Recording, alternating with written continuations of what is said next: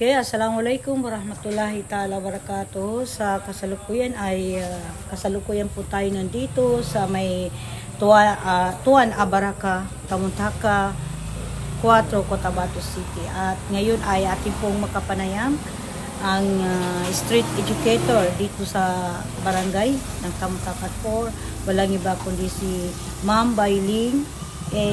Alfonso. Okay ma'am, unang katanungan po ma'am.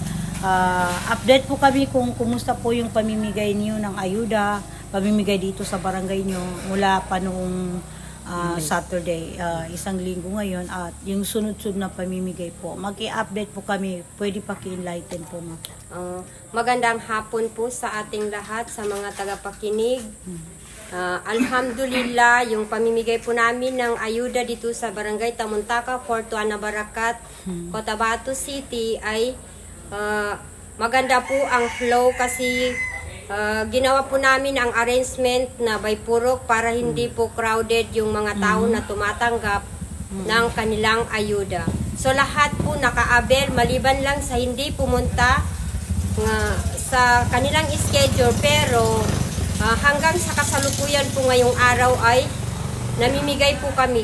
Ngayon po ang uling araw ng aming pamimigay sa kung sino man po ang hindi pa nakatanggap ng kanilang ayuda.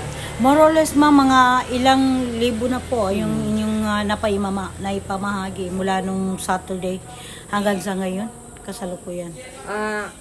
Ang naipamigay na po namin na ayuda ay sobrang 1,000 na po, o humigit kumulang 1,000 na po na ayuda ang aming naipamimigay sa aming mga constituent. Sino pong nag-inisyatiba, ma'am, ng pamimigay na ito? At sa pakikipagtulungan po ng anong...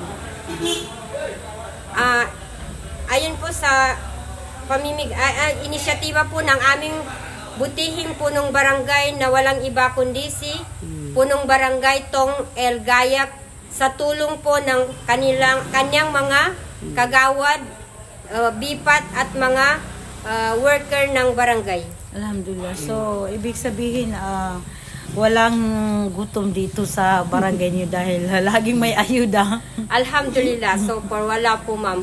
Basta pag-register po ang tao dito sa aming barangay, makakatanggap po sila ng ayuda na 10 kilong bigas. Alhamdulillah. Baka meron po kayo mensahe ma'am sa ating mga kabangsamoro, kalapit na komunidad.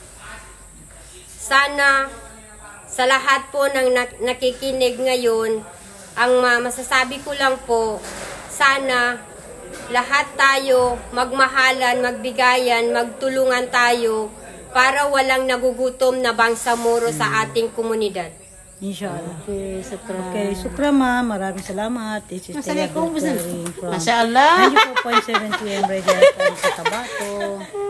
Kasama natin ang balitang Bangsamoro. Maraming salamat. Wassalamualaikum warahmatullahi ta'ala. Hindi, nakabangit piningali na to. Okay.